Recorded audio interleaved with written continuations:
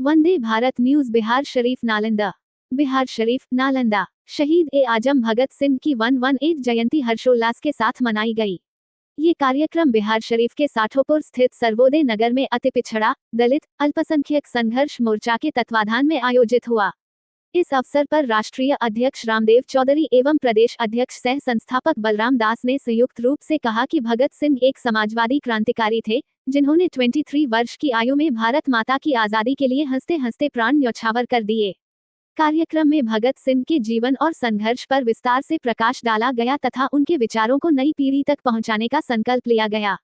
इस मौके पर उपस्थित लोगों ने उनके चित्र पर माल्यार्पण कर पुष्प अर्पित किया और देश के लिए निछावर होने का संकल्प लिया। साथ ही कबीर साहिब का सत्संग भी आयोजित किया गया।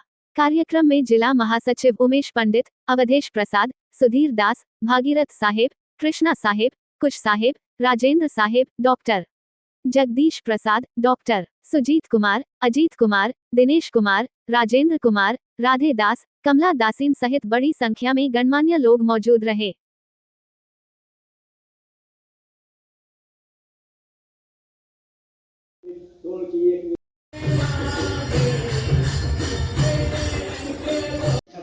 भगत सिंह जी का आज आप लोग जयंती समारोह यहाँ पे मना रहे हैं, क्या कहेंगे, क्या लोगों को संदेश देंगे? आज बिहार शरीफ के साठोपुर स्थित सर्वोदय नगर में जेपी होम्यो क्लिनिक के निकट हमारे स्वतंत्र सेनानी हंसते हंसते सूढ़ी पर चढ़ने वाले शहीद आजम भगत सिंह का 118वीं जयंती हम लोग उनको माल्यार्पण करते, पुष्प अर्पित करते हुए हम लोगों ने हर्षोल्लास के साथ जयंती मनाने का काम किए हैं। उन्होंने जो कार्य उन्होंने किया है उसको भुलाया नहीं जा सकता है। उनका जन्म पश्चिम पंजाब के बांगा गांव में आज ही के दिन हुआ था और वो बचपन में उनका जो बीता वो स्वतंत्रता में वो जेल जा चुके थे, उनके पिताजी भी और उनका चचा भी। क्या परिचय हुआ आपका? तो उन्हीं के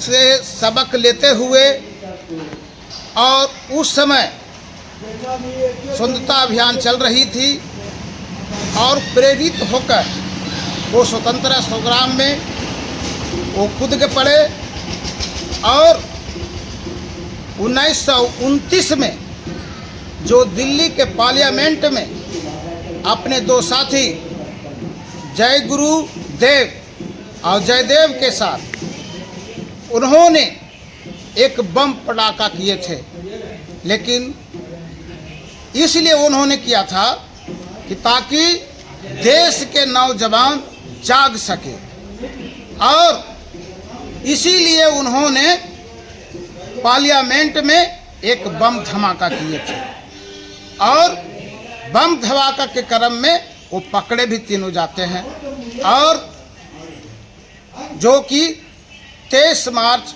1931 को जो अभी हमारे पाकिस्तान में है, लाहौर कारागार में उनको फांसी दी जाती है। तो उससे हम लोग सीखते हैं कि जब उनकी कुर्बानी हुई थी तो वो उनकी जो आने वाली जो पीढ़ी थी वो स्वतंत्रता संग्राम में कूदा और देश को आज़ादी कराने में किया। आज यहाँ पर उपस्थित हम लोग भगत सिंह के चित्रमाला पर हम लोग शपथ लेते हैं कि जो उन्होंने कुर्बानी दी थी, उन्होंने कहा था कि गोरे लोग जाएंगे और भूरे लोग राज करेंगे। तो उन्होंने साम्यवाद की उन्होंने सपना देखा था, उन्होंने कहा था कि देश तो आज़ाद हो जाएगा लेकिन मेरा देश फिर भी गुलाम रहेगा। वही आज उनका जो है सपना पूर्ण रूप से साकार नहीं हुआ है और उनका जो सपना है आज भी अधूरा है। कौन सा सपना? समवाद का, जो समाजवाद की स्थापना कर सके, सभी को समान शिक्षा की और समान सभी को धन रखने का अधिकार प्राप्त हो। क्या राष्ट्र स्तरीय पे इनका जयंती समारोह मनाना चाहिए?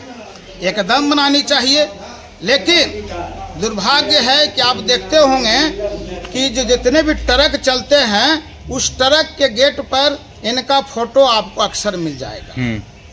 इसीलिए कि उन्होंने देश के लिए कुर्बान हुए थे और देश की आज़ादी की अहम भूमिका निभाए थे। आज इनका जयंती हम लोग हर रोज मनाने का काम किए। मैं रामदो चौधरी, अति पिछड़ा दलित अल्पसंख्यक का राष्ट्रीय अध्यक्ष। मैं संदेश देता हूँ कि इनका कुर्बानी को हमेशा याद रखें, अपने बच्चों को याद दिलाते रहें कि हमारे देश में भी ऐसे महान पुरुष गुजरे हैं जिन्होंने देश के खातिर अपनी जान की आहुति दी है। सरकार से मैं अनुरोध करता हूँ कि शहीद भगत सिंह जी का राष्ट्रीय स्तर से उनका जयंती समारोह मनाया जाए और उनका जयंती समारोह पर राष्ट्रीय छुट्टी चलिए। बहुत बहुत धन्यवाद। जो है इनसे सीखें, इनके जो जज्बा है उनके सलाम करें और इनका जो वाणी है उससे प्रेरित होकर अपने देश के सम्मान में तो है ना हम लोग अग्रतर होकर अपने देश का जो है सम्मान के लिए जो है सहयोग प्रदान करें। इन्हीं चंद शब्दों के साथ इनकी शहादत ये पर नमन करते हुए मैं बता देना चाहता हूँ कि यहाँ डॉक्टर JP होम्यो क्लिनिक के सौजन्य से प्रत्येक रविवार के कबीर सत्संग का आयोजन किया जाता है।